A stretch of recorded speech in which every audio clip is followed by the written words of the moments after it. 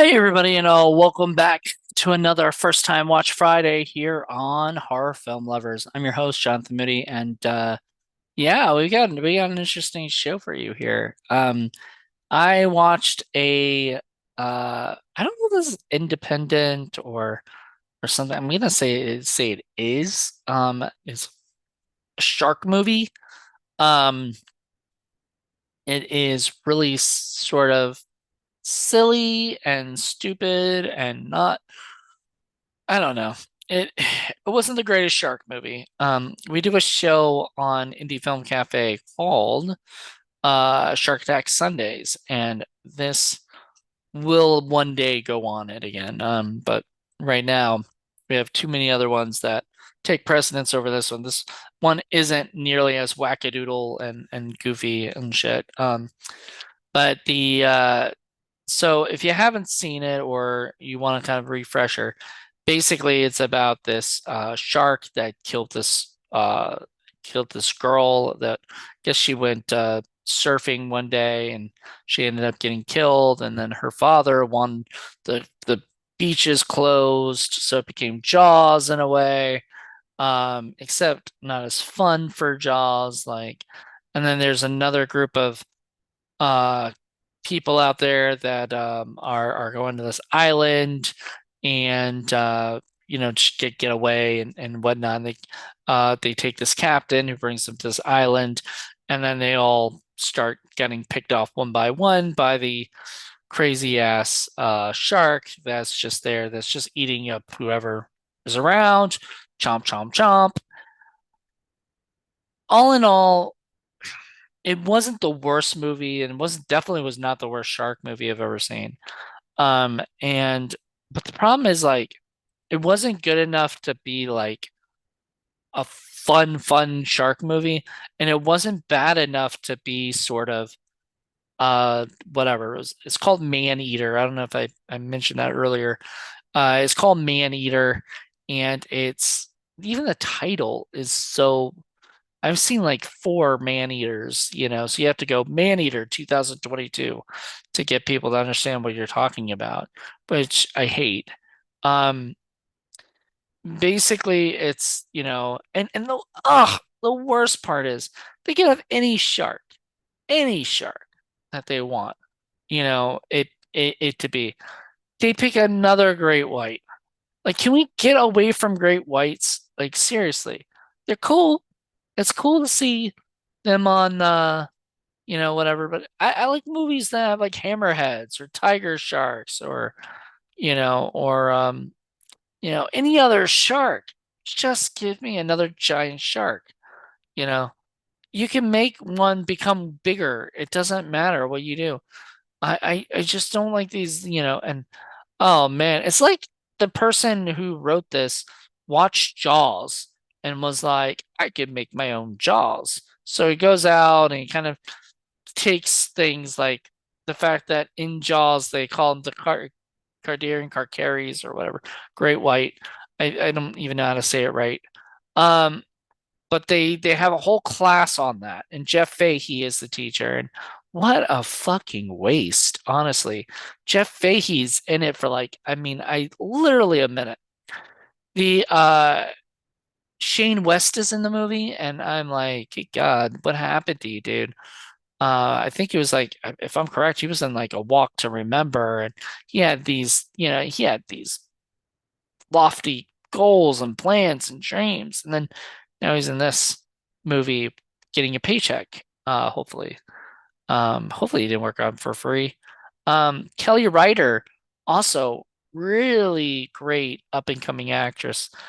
She's been in a ton of movies that I adored her in, and I adored her in this. I'm gonna say that I adored her in this. I thought she was really good in this movie. Um, Probably one of the best parts because she was so silly and she was sort of the comic relief, which we needed because this movie, if there was no comic relief, it would have been a Lifetime movie. Like, it would have felt like a Lifetime shark movie. Which, come to think of it, why haven't they made that yet? Lifetime, make a killer shark love movie. I'd watch that. Anywho, this movie was okay. I mean, it wasn't the worst film, as I said, but it wasn't nearly close to the best. It was just sort of okay. It was mediocre.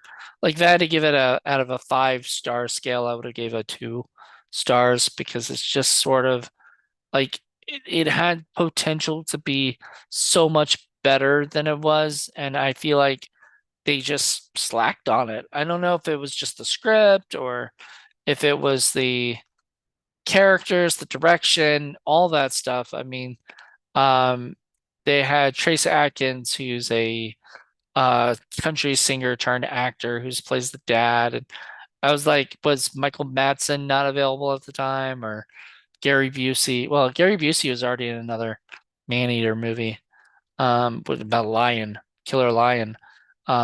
So we did that for the Maneater series. Maybe this was supposed to be part of the Maneater series. I don't know. Should have been, if they brought that back. But anyway, it was just sort of like, I don't know. It was just like there's so much cool shit they could have done with it, and I feel like they didn't because they just didn't have like the thought of what how to make it more interesting and fun. And that's the problem. Like when you get a movie like this, you have like a lot of chances to like make something cool. Now, my favorite scene in the whole movie, and I'm gonna ruin this for anybody, so if you haven't seen the film yet, close your ears and go watch it on, I want to say I watched it on Hulu. So go see it on Hulu. But yeah, I think I watched it on Hulu because they have fucking ads. Because I don't pay for the whatever, I pay for the ones that have I don't have ads. So I did not know they did that for movies now. So it almost felt like watching it on cable or something. But anyway, the best scene is the shark jumps up like that. Now, not to get her, the girl on the surfboard, but there's a guy jumping off a cliff, and as he's about to land in the water, the shark jumps up and eats him. And it was just so random. It was like it doesn't come back. It has nothing to do. It's just almost like they were like, you need to fill in 2 more seconds of screen time. Let's just do another kill and stuff. So it was just so strange. Um, the deaths. I mean, the problem with movies like this is you don't get to spend enough time with the characters where you actually like them or want to follow them. Like that's what made Jaws so good. So here's going to be a lesson to you filmmakers out there that want to do a good shark movie. Make it not about the shark. Make it about the people surrounding the areas and everything, and less about the shark. Now they try to do that a little bit, maybe, but they fail miserably because they don't have an interesting enough character. Ah, they don't have an interesting enough character. And I think that's the problem is you need to have like what Peter Benchley and the writers of the original Jaws did. Um, I want to say it was Carl Gottlieb or something. Those guys, what those guys did was they took the idea of the shark attacking everybody, but sort of made it not about the shark exactly. The shark is there. The shark is a big part, but the characters, you care about the characters. You care about Roy Scheider. You want you want all of them to live at the end of the day. When you don't see Richard Dreyfuss for a while, you want him to come back up for air. You know, um, you want all this stuff. You want the shark to die. You know, um, but they spend so much time like trying to figure out how to do these cool death scenes and stuff and who to kill off that they just don't spend enough time developing the characters and make you care about it and everything.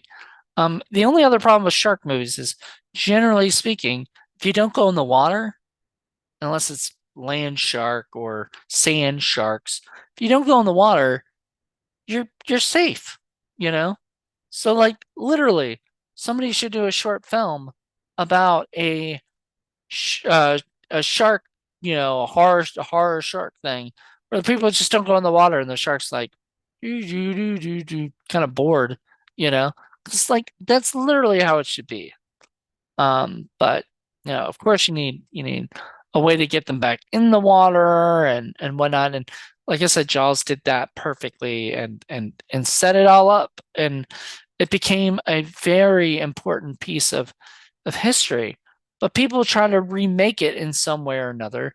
They even say a line from the movie, which actually was the best part of the movie, and happens at the end of the film. I'm not gonna ruin it by telling you guys what it is, but I'll tell you guys there was a great line at the end of the movie that I actually liked. The rest of it was just sort of like, look, after a while, you just like, I don't care about these characters. Kind of hope they die. You know, when they don't die, some of them don't die at the end. You're like, okay, they didn't. That's fine, whatever. And then you find out there's more to it, and maybe a sequel, which I really hope not. And I'm not saying that because I love sequels, but I just don't think this needs a sequel. I don't think it was that good. I don't think it did well enough where they'd be like, "Oh man, people are asking for a sequel." I think it's sort of a movie that, you know, they got the money to make it, they made it, they put it on Hulu, it's out there, great.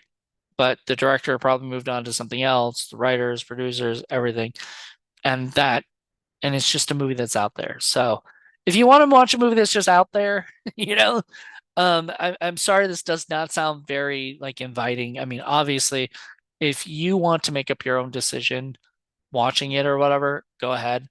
But me personally, I was not a fan of this movie. I think like they should have done a lot better. But they tried. I'll give them that. They tried. That was awesome. But yeah, you know, that wasn't good enough. Sorry, in my opinion. But anyway, that's it for this episode. Join me in 2 weeks. We'll have another episode and it'll be fun. So until then, bye everybody.